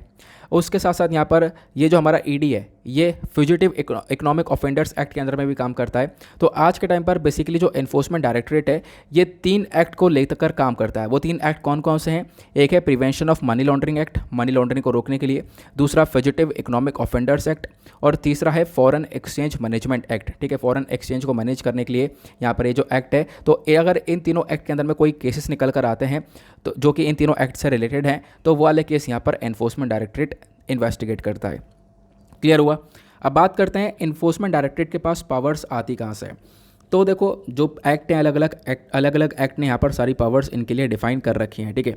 मान लो यहाँ पर कोई भी क्राइम हुआ है उसको यहाँ पर इन्वेस्टिगेट वगैरह कर रहा है। अब जो prevention of money laundering act है वो यहाँ पर लाया गया था एग्जैक्ट 2002 के अंदर, तो PMLA को 2002 में लेकर आए इस वाले एक्ट को, ठीक है। अब उसके बाद ये प्रॉपरली काम करना कब से चालू किया है? 2005 से काम करना चालू हुआ है। इसका मेजर काम था कि भाई लोग अपना जो पैसा है उसको बाहर कंट्री से बाहर पार्क कर देते, बाहर रख देते थे, ठीक है। तो इसी एक्ट के अकॉर्डिंग में एनफोर्समेंट डायरेक्टरेट के पास में पावर आ जाती है। तो मतलब मैंने आपको बताया ना, ये यहाँ पर पॉइंट क्या है कि एनफोर्समेंट डायरेक्टरेट के पास पावर्स कहाँ से आती है? तो पावर्स आती है ईडी के पास में अलग अलग एक्ट के अंदर में।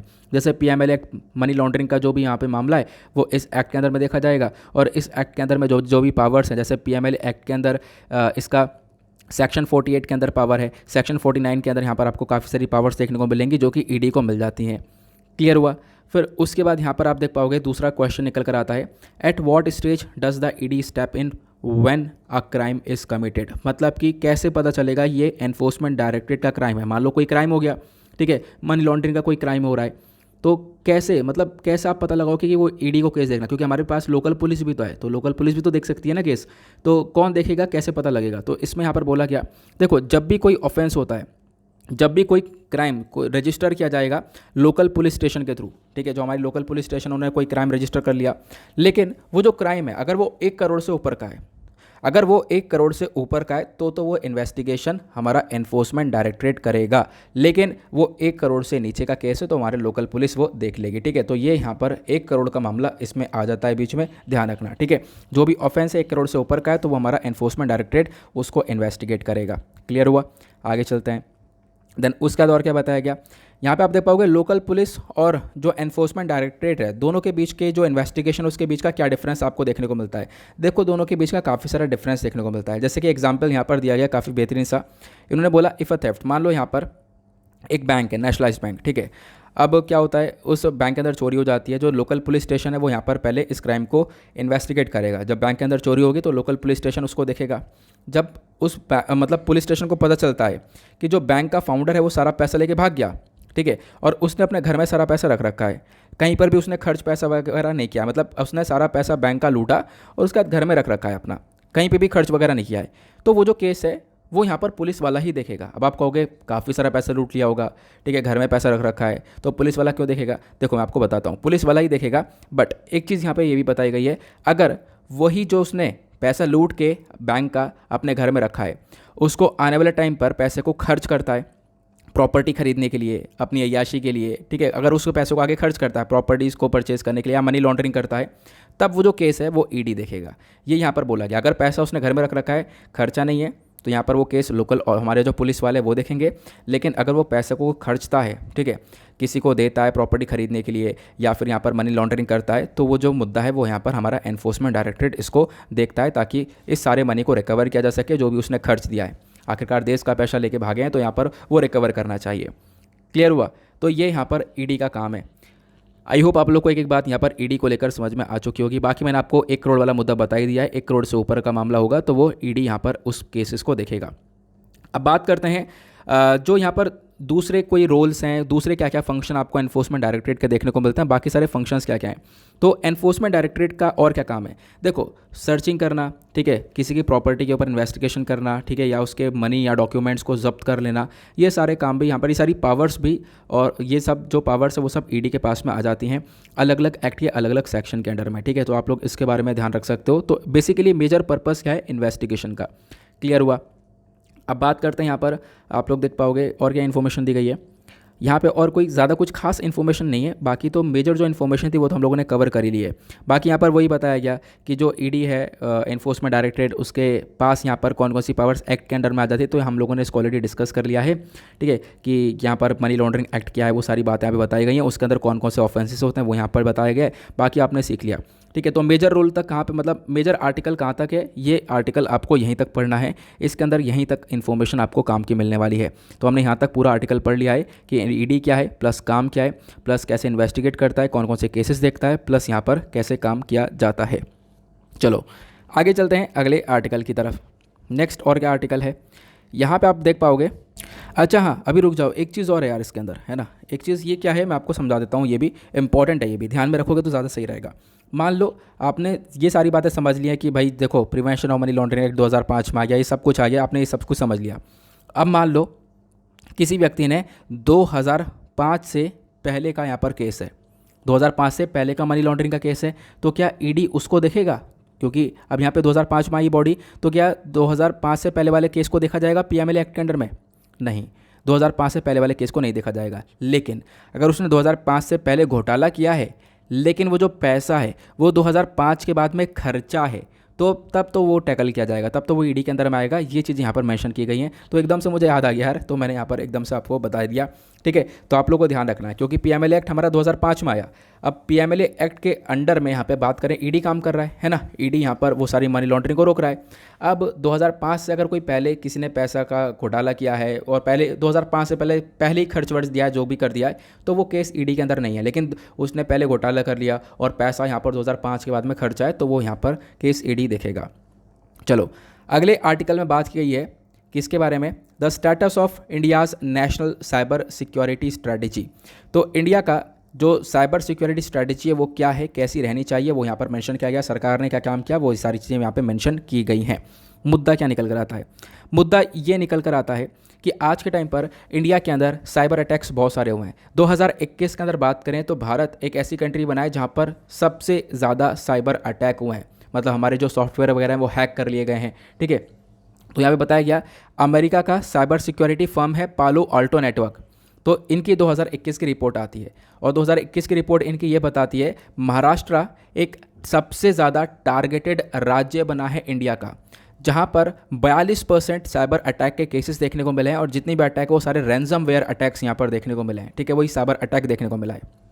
यहाँ पे साथ साथ बताया गया, ये जो रिपोर्ट है ये बताती है कि इंडिया आज के टाइम पर इकोनॉमिकली प्रॉफिटेबल रीजन बन जाता है हैकर्स के लिए, क्योंकि ऑब्वियसली बात है साइबर अटैक सब कंप्यूटर से हो रहा है। जो हैकर्स हैं वो हैक कर लेते हैं हमारे सॉफ्टवेयर्स को, ठीक है, सारा डेटा यहाँ पर निकाल लेते हैं। तो यहाँ पे क्या है बताया गया कि इंडिया इकोनॉमिकली प्रॉफिटेबल रीजन है हैकर्स के लिए, तो हैकर्स यहाँ पे बार बार इंडिया को यहाँ पर टारगेट करते हुए नजर आ रहे हैं और काफ़ी सारे साइबर अटैक्स देखने को मिले। इनफैक्ट 2021 के अंदर ये नंबर बढ़ गया। कोविड-19 के बाद तो साइबर अटैक ऐसे उसका ग्राफ मतलब जो है ऐसे इंक्रीज़ हुआ है, इतने सारे साइबर अटैक देखने को मिले हैं। अगर हम लोग बात करें जो इंडियन ऑर्गेनाइजेशन है, इन्होंने बताया कि 218% से बढ़ोतरी देखने को मिली है रैंसमवेयर अटैक्स के अंदर। मतलब जो अटैक है वो आप कह सकते हो कि कितनी तेज़ी से बढ़े हैं वो यहाँ पर मेंशन किया गया। तो इन्हीं सब अटैक को देखते हुए आज के टाइम पर हम लोग को ज़रूरत है, एक अर्जेंटली नीड है कि हमारा जो इंडियन साइबर सिक्योरिटी स्ट्रैटेजी है वो यहाँ पे मजबूत होनी चाहिए। मतलब हम इस साइबर अटैक को कैसे टैकल करेंगे, कैसे इससे लड़ेंगे, वो चीज़ें हमारे पास मजबूत तरीके से होनी चाहिए, ये हमारा फोकस है। ठीक है, तो चलो इसके बारे में बात करते हैं। तो इसी के ऊपर ध्यान रखते हुए क्या है हमारी ये लेकर आई गई है नेशनल साइबर सिक्योरिटी स्ट्रैटेजी। तो नेशनल साइबर सिक्योरिटी स्ट्रैटेजी को हम लोग लेकर आए थे 2020 में। 2020 से काम कर रहा है, क्या है इसको समझते हैं, इसको आगे एक्सप्लेन किया गया। इस आर्टिकल को आप कहाँ से रिलेट कर सकते हो, जीएस पेपर 3 में। इनफैक्ट सबसे मेन बात यह है कि जीएस पेपर 3 के अंदर सिलेबस के अंदर डायरेक्टली यहाँ पर लिख रखा है साइबर सिक्योरिटी, साइबर वॉरफेयर। तो आप लोगों के लिए आर्टिकल तो डायरेक्टली यहाँ पर मैच होता हुआ इंपॉर्टेंट बनता हुआ नजर आएगा। अब बात करते हैं ये जो स्ट्रैटेजी है वो क्या, क्योंकि हमने देख लिया कि स्ट्रैटेजी की हमें क्यों रिक्वायरमेंट है, क्योंकि आज के टाइम पर अटैक्स बहुत बढ़ चुके हैं, प्लस और भी बहुत सारी ज़रूरतें हैं जिसकी वजह से हम लोग को स्ट्रैटेजी की आवश्यकता पड़ेगी, क्योंकि हमें साइबर अटैक को टैकल करना है, इसीलिए स्ट्रैटेजी को लेकर आए। और ये जो 2020 की स्ट्रैटेजी है इसको फॉर्मुलेट किया गया office of national cyber security coordinator के थ्रू। ठीक है, ये आप लोग ध्यान रख सकते हो। बाकी जो साइबर सिक्योरिटीज़ का मतलब क्या होता है, देखो साइबर सिक्योरिटी का मतलब यह है हम अपने साइबर स्पेस को प्रोटेक्शन दें। अगर कोई हैकर वहाँ पर अटैक कर रहा है, वो उसका मिसयूज़ कर रहा है, वो जासूसी कर रहा है हमारी, तो हम लोग यहाँ पर उसको टैकल कर पाएँ, वो हमारा साइबर सिक्योरिटी है। क्लियर हुआ। तो इसी सिक्योरिटी को मेंटेन करने के लिए स्ट्रैटेजी को लेकर आए हम लोग। अब इस स्ट्रैटेजी का मेजर मकसद क्या है, साइबर अवेयरनेस को बढ़ाना, लोगों के अंदर यहाँ पर इसके प्रति जागरूकता फैलाना कि भाई यहाँ पर इस प्रकार की चीज़ें भी हैं जो कि यहाँ पर बहुत बुरी तरह से अफेक्ट करती हैं। साइबर सिक्योरिटी के अंदर यहाँ पर क्या होगा, हम लोग साइबर ऑडिटर्स को लेकर आएंगे जो कि बहुत अच्छे से इन सारे अटैक्स को देखेंगे, या साइबर जो भी यहाँ पर अटैक्स हैं इनको अच्छे से एनालाइज करने के बाद यहाँ पर सारी चीज़ें बताएंगे। ठीक है, सिक्योरिटी फीचर्स यहाँ पर ऑर्गेनाइजेशंस को बताए जाएंगे कि आप कैसे कैसे अपने यहाँ पर साइबर अटैक को टैकल कर सकते हो। तो ये फोकस यहाँ पर रहने वाला है। साथ ही साथ यहाँ पर बताया गया कि हम लोग एक तरीके से table top cyber crisis management exercise यहाँ पर रेगुलरली करेंगे। ठीक है, एक एक्सरसाइज यहाँ पर किया जाएगा जहाँ पर साइबर अटैक को हम लोग टैकल करने के बारे में चर्चा करेंगे, प्लस एक इंडेक्स को प्रिपेयर किया जाएगा, इंडेक्स ऑफ साइबर प्रिपेयर्डनेस, जहाँ पर हम लोग चीज़ों को मॉनिटर करेंगे, क्योंकि इस इंडेक्स के अंदर चीज़ें जब सब कुछ मेंशन की जाएंगी, ठीक है, तो इस इंडेक्स को तैयार किया जाएगा, तो वहाँ पर हम लोग चीज़ों के ऊपर अच्छे से निगरानी रख पाएंगे। ठीक है, कि यहाँ पर कहाँ पर साइबर अटैक कैसे कैसे देखने को मिला है, कैसे कैसे हम लोग टैकल कर सकते हैं। प्लस उसके बाद इसी के अंदर इसी स्ट्रैटेजी के अंदर एक सेपरेट बजट भी सेट कर लिया गया है साइबर सिक्योरिटी के लिए। तो साइबर सिक्योरिटी के लिए एक अलग से बजट है, आप लोग ध्यान रख सकते हो। एक सेपरेट बजट सजेस्ट किया गया है। उसमें क्या होगा, हम लोग क्या करने वाले हैं, अलग अलग एजेंसीज़ के रोल्स एंड फंक्शंस को आपस में मिला देंगे ताकि हम लोग काफ़ी सारी नॉलेज को यहाँ पर गैदर कर पाएँ। ठीक है, तो यहाँ पर क्या होने वाला है, देखो मेजर काम यही है, मेजर काम इस स्ट्रैटेजी का यह है कि हम लोग जैसे तैसे साइबर अटैक को टैकल कर पाएँ, क्योंकि cyber attack one of the major problem बन गई है, जैसे मैंने अभी आपको स्टार्टिंग में आर्टिकल के अंदर बताया। फिर यहाँ पे एक क्वेश्चन और आएगा जो कि आर्टिकल मेंशन किया गया है कि हम लोग को ज़रूरत क्यों पड़ गई है, इतनी ज़रूरत इसलिए पड़ गई क्योंकि अटैक बढ़ रहे हैं, लेकिन अटैक के अलावा भी यहाँ पर बहुत सारी और भी चीज़ें हो रही हैं दुनिया भर के अंदर साइबर अटैक को लेकर। तो वो चीज़ें भी देखते हुए हम लोग को आवश्यकता है आज के टाइम पर स्टेप्स उठाने की। जैसे और क्या क्या हो रहा है, और हो रहा है साइबर वॉर ऑफेंसिव आपको देखने को मिलेगा। मतलब यूएस एक ऐसी कंट्री है जिसके पास पूरी तरह से पावर है कि वो साइबर अटैक कर भी सकता है और साइबर अटैक को झेल भी सकता है, या फिर मतलब उसको टैकल भी कर सकता है। तो यूएस यहाँ पर पूरी तरह से तैयार है इस पूरे वॉर के अंदर, जो साइबर हमारी वॉरफेयर है। उसके बाद यूएस के अलावा चाइना है, रशिया, इजराइल, यूके, इन सब के पास यहाँ पर सारी पावर्स आपको देखने को मिली। ये सब साइबर अटैक से लड़ सकती हैं, अटैक कर भी सकती हैं, और यहाँ पर अगर इनके ऊपर होता है तो उसको टैकल भी कर सकती हैं। तो कहीं ना कहीं इसके अंदर इंडिया का नाम भी तो होना चाहिए। इंडिया भी तो एक बहुत बड़ी कंट्री है, तो आवश्यकता यह है कि भाई ये कंट्रीज आगे निकल गई हैं साइबर अटैक के मामले में। फिर उसके बाद दूसरा एक सबसे बड़ा कारण है साइबर अटैक को टैकल करने के लिए, वो यहाँ पर यह है कि कोरोना के बाद में ना चीज़ें डिजिटाइज हो गई, क्योंकि साइबर अटैक का हो रहा है वो डिजिटल वे में ही हो रहा है। ठीक है, यहाँ पर चीज़ों को हैक किया जा रहा है डिजिटल वे में। तो कोविड के बाद चीज़ें डिजिटलाइज हो गई, bank powers, manufacturing, nuclear power plant, सब कुछ डिजिटलाइज हो गया, तो इनको कर लिया जाता है हैक। उसके बाद तीसरा बहुत बड़ा कारण है कि भाई आज के टाइम पर पता है हमें क्यों ज़रूरत है। ज़रूरत इसलिए है क्योंकि हाल ही में बहुत सारे साइबर अटैक हुए हैं। जैसे कि यहाँ पर आप एग्जाम्पल लोगे, ये एक अटैक किया गया था चाइना के थ्रू, ठीक है। चाइना का जो ग्रुप है रेड इको करके, इन्होंने यहाँ पर एक सॉफ्टवेयर यूज़ किया मालवेयर का। अब मालवेयर का इस्तेमाल करके यहाँ पर क्या हुआ, ये अटैक किए गए। और इनफैक्ट भारत का जो सीरम इंस्टीट्यूट ऑफ इंडिया है, ठीक है, यहाँ पे आप देख पाओगे इसके सॉफ्टवेयर हैक किए गए। उसके बाद सोलर विंड हैक आपको ये देखने को मिलेगा, ये यूएस का इंफ्रास्ट्रक्चर है, इसके ऊपर अटैक किया गया। इनफैक्ट आपको पता होगा एक न्यूज़ निकल कर आई थी महाराष्ट्र के अंदर पिछले साल लगभग आप कह सकते हो कि एक पावर आउटेज हो गया था, पूरी लाइट चली गई थी, वहाँ पर भी यहाँ पे पॉसिबिलिटी देखने को मिली थी कि साइबर अटैक हुआ है। तो इस प्रकार से साइबर अटैक्स बहुत सारी जगह पर देखने को मिले हैं रिसेंटली। इसी वजह से हम लोग को ज़रूरत है कि साइबर अटैक को टैकल करने के लिए हमारे पास एक प्रॉपर स्ट्रैटेजी होनी चाहिए। अब बात करें सरकार के लिए, देखो आज के टाइम पर एक और ज़रूरत हमें इसलिए भी है क्योंकि सरकार का भी जो सारा डेटा है, ह्यूज अमाउंट ऑफ जो डेटा आपको देखने को मिलेगा कंट्री का, वो कहीं ना कहीं सारा डिजिटलाइज हो चुका है। In fact geographical data, military data कितना इंपॉर्टेंट होता है, ठीक है। तो ये सारी चीज़ें हैक की जा सकती हैं, इसी वजह से हम लोग को साइबर सिक्योरिटी की ज़रूरत है। फिर बात करें इंडिविजुअल्स की, आप हो मैं हूँ, हम लोग की भी सिक्योरिटी के लिए बहुत ज़्यादा आवश्यकता बन जाती है कि हमारे पास पूरे कंट्री के लेवल पर एक साइबर सिक्योरिटी स्ट्रेटजी हो। अब हमारे लिए क्या है कि हम लोग सोशल मीडिया का यूज़ कर रहे हैं बहुत ज़्यादा, फोटोज़, वीडियोज़ और भी बहुत सारी पर्सनल इन्फॉर्मेशंस यहाँ पर एक इंडिविजुअल व्यक्ति के थ्रू अपनी सोशल नेटवर्किंग साइट्स में शेयर कर दी जाती हैं। हालांकि मैं तो बहुत कम शेयर करता हूँ, लेकिन बहुत सारे लोग ऐसे भी देखता हूँ कि मतलब रेगुलर बेसिस पर यहाँ पर बहुत सारी अपनी इन्फॉर्मेशन शेयर करते रहेंगे, फ़ोटोज़ यहाँ पर शेयर करते रहेंगे, वीडियोज़ यहाँ पर शेयर करते रहेंगे। तो ऐसा मत क्या करो, ठीक है। तो यहाँ पर आप देख पाओगे बहुत सारी पर्सनल इन्फॉर्मेशन यहाँ पर शेयर कर दी जाती हैं, तो वो चीज़ें रोकोगे तो ज़्यादा सही रहेगा, क्योंकि इससे यहाँ पर काफ़ी सारे बुरे इंसिडेंट्स यहाँ पर पड़ जाते हैं, बहुत सारे बुरे इंसिडेंट्स यहाँ पर लोगों को फेस करने पड़ सकते हैं।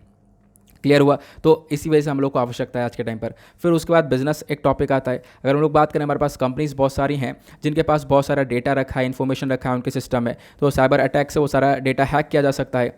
इससे बहुत सारा नुकसान हो सकता है। इनफैक्ट आप कह सकते हो इनडायरेक्टली कंट्री को बहुत बड़ा नुकसान हो सकता है ना। तो इसके लिए भी हम लोग को एक स्ट्रैटेजी की ज़रूरत है। ये सारी बातें बताई गई, तो आप लोग खुद इमेजिन कर रहे हो कि यार वाकई में प्रॉब्लम तो बहुत बड़ी है ये, और मतलब कितनी, और ज़रूरत भी बहुत ज़्यादा है, क्योंकि आप देख पाओगे बिल्कुल सारी लॉजिकल बातें हैं कि हाँ ज़रूरत तो है, ये सारी चीज़ें मैंने आपको बता दी कि क्यों क्यों ज़रूरत है, क्यों क्यों नीड है हम लोगों को।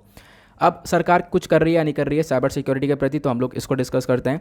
तो सरकार के इनिशिएटिव्स क्या हैं? देखो सरकारी इनिशिएटिव्स आपको ध्यान रखना है, क्वेश्चन में जब आप मेंस में लिखते हो ना, तो वहाँ पे बन जाता है डायरेक्टली इनिशिएटिव्स पूछ ले जाते हैं। अगर आप लोगों ने प्रीवियस ईयर क्वेश्चन देखें तो बहुत सारे क्वेश्चन पूछा गया कि जैसे कि यहाँ पर अगर हम लोग एग्जाम्पल लें तो साइबर सिक्योरिटी के बारे में पूछ लिया जाएगा, क्या क्या स्ट्रैटेजी है यहाँ पर इसके बारे में पूछ लिया जाएगा, हम लोग को क्यों ज़रूरत है पूछ लिया जाएगा, प्लस यहाँ पे पूछ लिया जाएगा कि सरकार ने कौन कौन से स्टेप्स उठाए।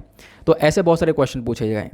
तो सरकारी इनिशिएटिव में साइबर सिक्योरिटी को मेंटेन करने के लिए या फिर साइबर अटैक से लड़ने के लिए सबसे पहला इनिशिएटिव है साइबर सुरक्षित भारत इनिशिएटिव, दूसरा साइबर स्वच्छता केंद्र, उसके बाद तीसरा online cyber crime reporting portal, उसके बाद next Indian cyber crime coordination centre, उसके बाद national critical information infrastructure protection centre, उसके बाद information technology act 2000, then national cyber policy 2013, then उसके बाद अब यहाँ पर नेशनल साइबर सिक्योरिटी स्ट्रैटेजी आप लोग यहाँ पर देख पाओगे। ठीक है, क्लियर हुआ। आई होप आप लोग को एक एक बात बहुत अच्छे से क्लियर हो चुकी है। ठीक है, मैंने आपको बता दिया कि क्या क्या इन्फॉर्मेशन है, क्योंकि हम लोग को आवश्यकता है, प्लस साइबर सिक्योरिटी क्या है, साइबर अटैक क्या है, ये सारी इन्फॉर्मेशन आपने गैदर कर ली है। चलो नेक्स्ट एडिटोरियल पर आते हैं। जो अगला एडिटोरियल है यहाँ पर ये बात करता है फ्रांस के इलेक्शंस के बारे में। तो फ्रांस के अंदर इलेक्शंस कैसे होते हैं मैं आपको ये बताऊंगा। इस आर्टिकल से हटकर कुछ इंपॉर्टेंट इन्फॉर्मेशन है जो कि आप लोगों को सुनकर जानी है। देखो फ्रांस के अंदर इलेक्शंस हो रहे हैं और इलेक्शंस में दो लोगों की टक्कर है, फ्रांस के प्रेसिडेंट इमैनुअल मैक्रों और इधर यहाँ पर एक आपको विमेन देखने को मिलेंगी। इनका नाम क्या है? तो इनका नाम है ली पेन। ठीक है, इधर इमैनुअल मैक्रों है और इधर ली पेन है, तो दोनों के बीच की यहाँ पर टक्कर हो रही है। ठीक है, तो काफ़ी अच्छे से इन रिलेशंस को, इन इलेक्शंस को एक्सप्लेन किया गया है। काफ़ी सारी जगह से मैंने ये सारे सोर्सेस उठाए हुए हैं। पहला क्वेश्चन, क्या फ्रांस के अंदर प्रेसिडेंट होता है? बिल्कुल प्रेसिडेंट होता है। प्राइम मिनिस्टर नहीं होता जैसे हमारे यहाँ होता है प्राइम मिनिस्टर भी होता है, लेकिन थोड़ा सा उल्टा है भारत के कंपैरिजन में। चलो भारत से कंपेयर करेंगे जिससे कि हम लोग इंडिया का सिस्टम भी समझें और फ्रांस का भी। जैसे भारत के अंदर प्रेसिडेंट हैं, प्राइम मिनिस्टर हैं, लेकिन ओवरऑल अब एट द एंड देखोगे तो प्राइम मिनिस्टर की वैल्यू थोड़ी सी ज़्यादा बढ़ जाती है अगर आप लोग यहाँ पर सारी चीज़ें देखते हो तो। ठीक है, प्रेसिडेंट के पास थोड़ा सा काम कम रह जाता है हमारे यहाँ पर। लेकिन फ्रांस की बात करें तो फ्रांस के पास जो प्रेसिडेंट की वैल्यू है वो थोड़ी सी ज़्यादा रहती है, पीएम की वैल्यू यहाँ पर थोड़ी सी कम आपको देखने को मिलेगी, ठीक है, ये आपको क्लियर हो जाना चाहिए। अब इसी को हम लोग यूएस से कंपेयर करें तो यूएस के अंदर इकलौता बैठा है भाई प्रेसिडेंट, उसी के पास सारी पावर्स हैं, सब कुछ वही संभाल रहा है। तो मतलब अगर हम लोग फ्रांस को देखें तो फ्रांस के प्रेसिडेंट के पास यूएस के प्रेसिडेंट से कम पावर हैं, लेकिन भारत के प्रेसिडेंट से ज़्यादा पावर्स हैं, ठीक है। तो ऐसे आप लोग समझ सकते हो, यूएस को भी हमने ले लिया इसमें ही, इंडिया को भी ले लिया और चलो फ्रांस को भी ले लिया। तो यहाँ पे प्रेसिडेंट का रोल आपको देखने को मिल गया कि भाई प्रेसिडेंट है भाई जिनके लिए इलेक्शन के लिए यहाँ पर लड़ाई चल रही है, ठीक है। फिलहाल पीएम भी होते हैं, ये भी क्लियर हुआ। चलो आगे बढ़ते हैं।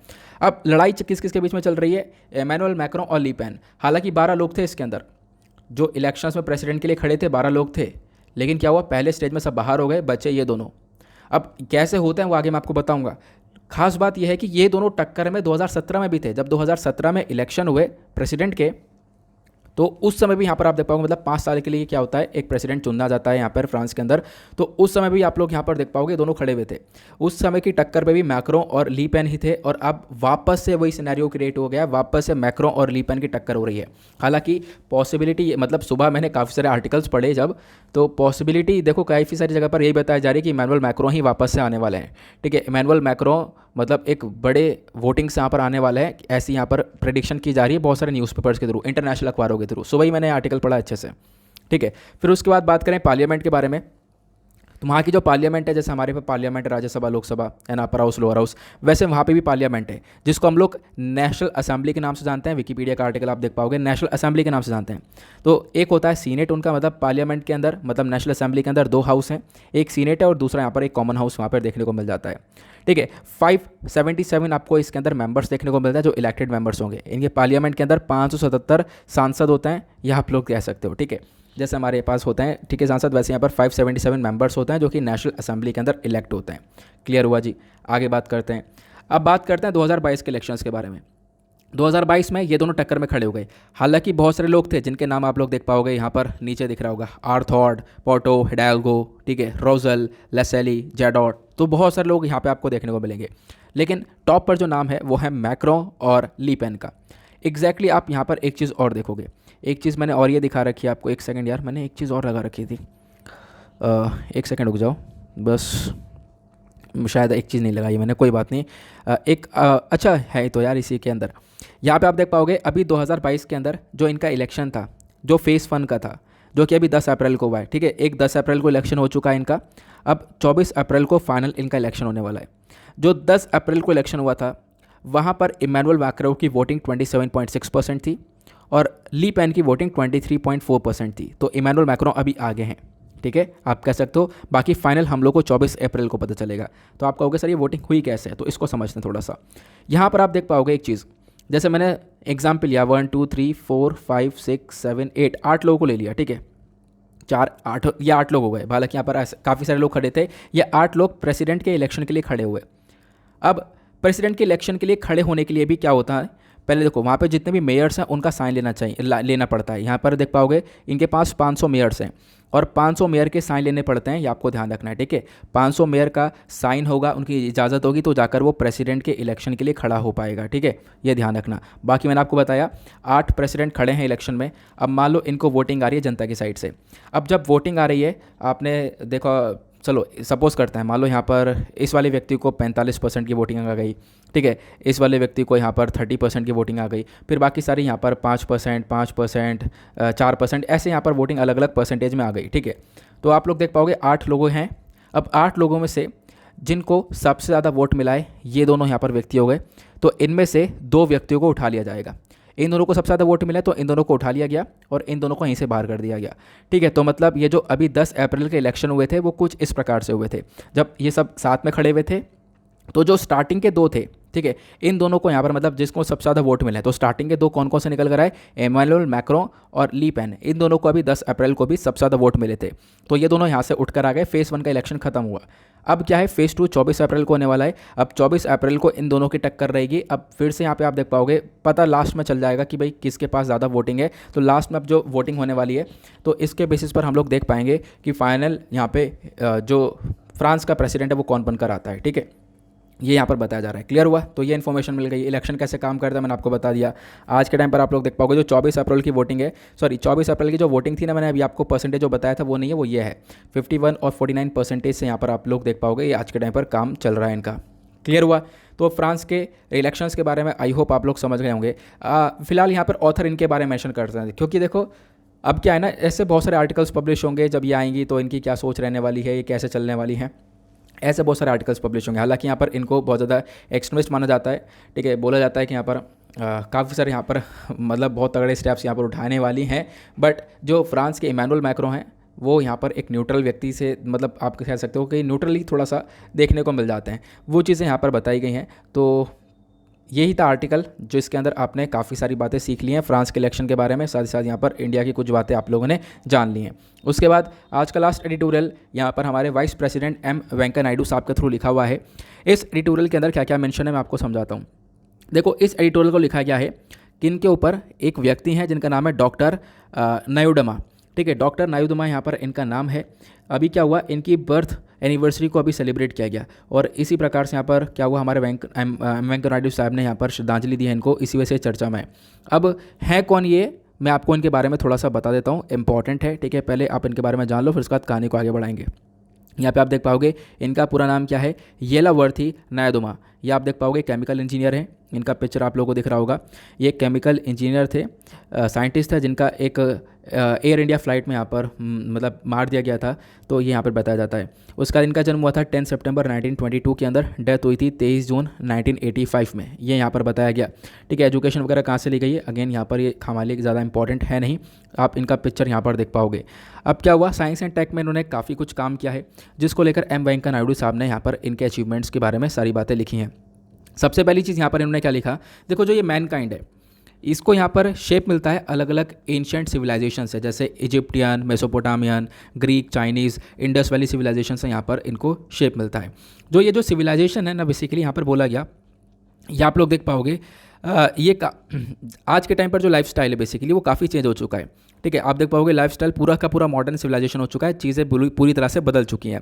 उसके पीछे के कई सारे कारण हैं, लोगों का स्टैंडर्ड ऑफ लिविंग चेंज हुआ है, उसके पीछे का एक कारण है साइंस और टेक्नोलॉजी, ठीक है। तो साइंस एंड टेक्नोलॉजी का एक बहुत बड़ा रोल रहा है लोगों को चेंज करने के लिए, वो यहाँ पर ऑथर ने मेंशन किया।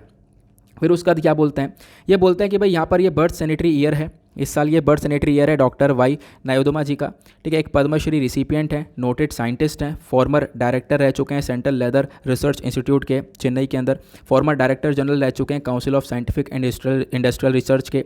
इनके जो काम है, कॉन्ट्रीब्यूशन है, वो बहुत तगड़े आपको देखने को मिलेंगे। साइंस एंड टेक को लेकर काफ़ी सारे काम किया इन्होंने, यहाँ पर मेंशन किया। इनका यहाँ पर एक क्लियर सेट ऑफ गोल्स थे यहाँ पर देखने को मिलते थे। तो ये पहले तो इनके बारे में बता दिया गया, ठीक है। इनके बारे में कुछ इन्फॉर्मेशन दी गई जो कि हम लोगों ने डिस्कस करी है, क्योंकि इन्हीं के ऊपर ये आर्टिकल लिखा गया है, तो इनके बारे में ये छोटी इन्फॉर्मेशन कवर करवाई गई है। अब यहाँ पे क्या बोलते हैं, अगर हम लोग बात करें as a renowned leather scientist, ये एक लेदर साइंटिस्ट थे डॉक्टर नायुडमा। ये यहाँ पर इनका जो कंट्रीब्यूशन है काफ़ी बड़ा रहा लेदर इंडस्ट्री को पूरी तरह से हमारे देश के अंदर बदलने के लिए, ठीक है। इनका जो प्रोफेशन था वो प्रोफेशन था कि जो स्किन्स हैं डेड एनिमल्स की, उन सबको कलेक्ट करना, ठीक है। उन सबको कलेक्ट करने का ये काम करते थे, जिसको परस्यू किया जाता था कुछ ट्रेडिशनल कम्युनिटीज़ के थ्रू यहाँ पर ये काम किया जाता था। फिर उसके बाद ये सारी चीज़ें यहाँ पर देख कर ये सारा काम करते थे। बट इन्होंने बताया कि किस प्रकार से जो साइंस एंड टेक्नोलॉजी है वो यहाँ पर एक बहुत बड़ा डिफरेंस क्रिएट कर रही है लोगों के अंदर, ठीक है। हमारे प्रोफेशन में साइंस एंड टेक कितना बड़ा डिफरेंस क्रिएट कर रही है, इस चीज़ को यहाँ पर ये मेंशन किया गया। साथ ही साथ यहाँ पर ये मेंशन करते हैं इन्होंने जो लेदर प्रोडक्ट्स है उसको प्रमोट किया, ताकि जो लोगों की इनकम्स वगैरह है, खासकर जो टेनरी वर्कर्स हैं उनकी जो इनकम्स वगैरह वो यहाँ पर इंप्रूव हो पाए। तो लेदर को उन्होंने प्रमोट वगैरह काफ़ी ज़्यादा किया, यहाँ पर मेंशन किया गया। उसके बाद एज अ रिजल्ट क्या हुआ, जो लेदर प्रोडक्ट्स हैं, लेदर इंडस्ट्री है, इन्होंने यहाँ पर इनको एक बहुत बड़ा पब्लिक एक्सेप्टेंस मिला। इंडिया के लेदर प्रोडक्ट्स यहाँ पर बहुत ज़्यादा डिमांड में आ गए, इंटरनेशनल मार्केट में लेदर प्रोडक्ट्स की बहुत ज़्यादा मांग रही। तो इनका एक बहुत बड़ा रोल रहा कंट्री के लेदर जो हमारी लेदर इंडस्ट्री है उसको इम्प्रूव करने का।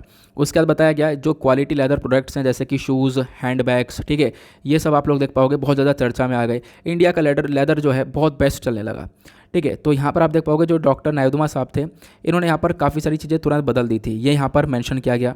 देन उसके बाद यहाँ पर बताया गया ये बेसिकली यहाँ पर मेंशन करते हैं कि डॉक्टर नायुडमा साहब ने काफ़ी सारी चीज़ों के ऊपर बातचीत करी है।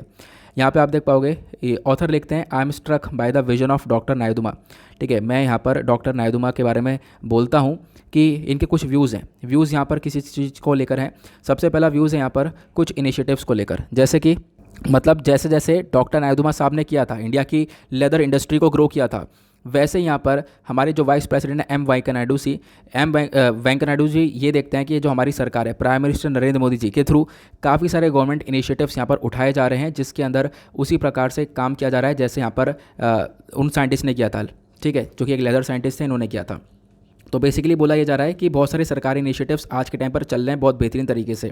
ठीक है, जो कि यहाँ पर वैसी ग्रोथ पाएंगे जैसे कि जो डॉक्टर नायडूमा हैं इन्होंने यहाँ पर काम किया था। जैसे हमें बताया गया कि आज के टाइम पर आप देख पाओगे एम वेंकैया नायडू साहब ने बोला कि विमेन के पास बैंक अकाउंट आपको देखने को मिलता है। ठीक है, अब विमेन के पास अगर बैंक अकाउंट है तो उनको अलग तरीके से ट्रीट किया जाएगा, एक रिस्पेक्ट मिलेगी फैमिली में। तो इसी वजह से देख पाओगे ये खुद यहाँ पर सोच है किसकी, डॉक्टर नायडूमा साहब की, जो लेदर साइंटिस्ट थे, कि भाई विमेन के पास बैंक अकाउंट है तो उनको यहाँ पर रिस्पेक्ट मिलेगी फैमिली के अंदर। तो आज के टाइम पर आप देख पाओगे हम लोग उसी स्टेप पर हैं, क्योंकि हमारे पास प्रधानमंत्री जन धन योजना आपको देखने को मिलेगी, जहाँ पर 50 करोड़ बैंक अकाउंट्स यहाँ पर वुमेन के आपको देखने को मिल जाएंगे। ठीक है, सरकार ने ओपन किए हैं। तो एम वेंकैया नायडू साहब का कहना यह है कि जो हमारे साइंटिस्ट की सोच थी और जिसके बेसिस पर इन्होंने एक बहुत बड़ी ग्रोथ पाई है, लेदर को काफ़ी दूर तक पहुँचाया है। ठीक है, और बहुत ज़्यादा डिमांड क्रिएट कर दी थी, इन्होंने काफ़ी कुछ किया है, इनका एक अलग ही विजन था। वैसे ही यहाँ पर आज के टाइम पर हमारे पीएम के थ्रू काफ़ी सारे इनिशिएटिव्स उठाए गए हैं, उसका विजन भी कुछ इसी प्रकार से है। ठीक है, ये यहाँ पर इनके थ्रू मेंशन किया गया, पहला एग्जाम्पल दिया गया।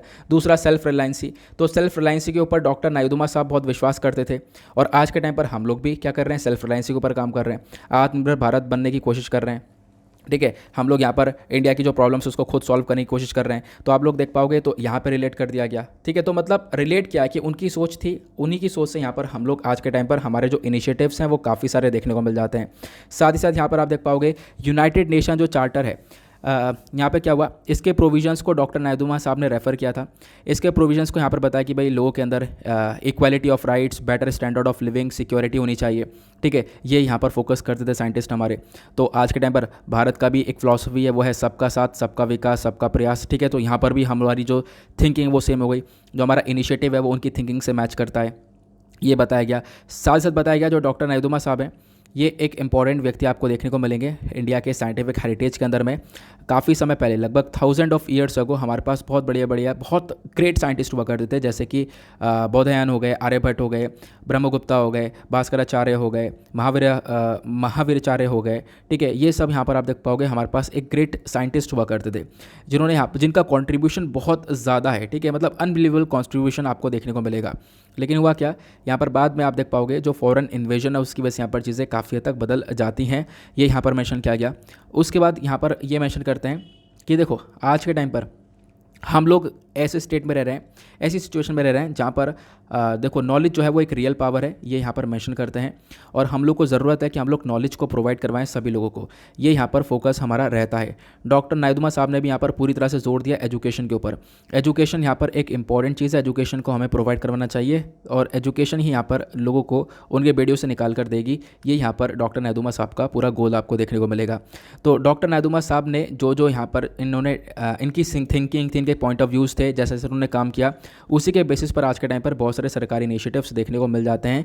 ये एम वेंकैया नायडू साहब का कहना है। ठीक है, क्लियर हुआ।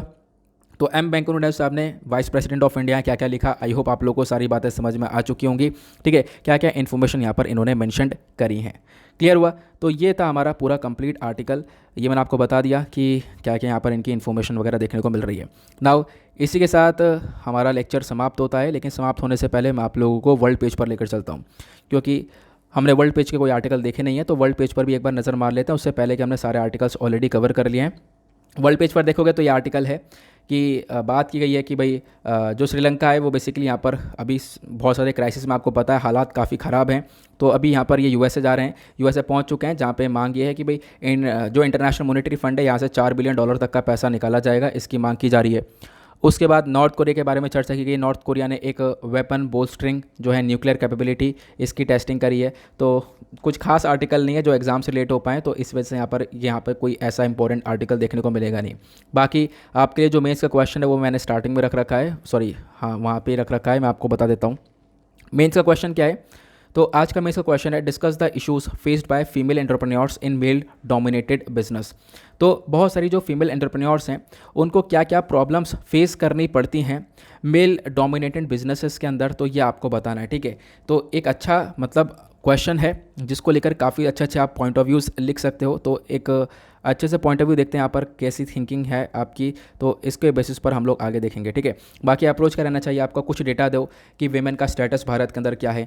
फिर उसके बाद आप लोग यहाँ पर डिस्कस कर सकते हो कि वेमेन के प्रति कैसे कैसा डिस्क्रिमिनेशन होता है, ठीक है। फीमेल एंटरप्रेन्योर्स की कितनी बड़ी प्रॉब्लम है इंडिया के अंदर। फिर उसके बाद अपना जो सजेशन वगैरह दे सकते हो, अपने पॉइंट ऑफ व्यू मेंशन कर सकते हो। फिर क्वेश्चन लास्ट में पूछा गया था, rule of law index release किया गया किसके थ्रू, तो इसका करेक्ट आंसर आपको देखने को मिलेगा, आंसर डी इसका करेक्ट आंसर आपको देखने को मिल जाएगा। ये टॉपिक 2018 के मार्च में चर्चा में था। वर्ल्ड जस्टिस प्रोजेक्ट ने यहाँ पर रिलीज़ किया था रूल ऑफ लॉ इंडेक्स, तो आप लोग इसके बारे में ध्यान रख सकते हो, ठीक है। तो ये यहाँ पर इन्फॉर्मेशन हुई हमारी कवर। नाउ इसी के साथ करते हैं हम लोग अपने लेक्चर को समाप्त। मिलते हैं आप लोगों से नेक्स्ट वीडियो में। आज के लिए bye bye, have a nice day, thank you and Jai Hind.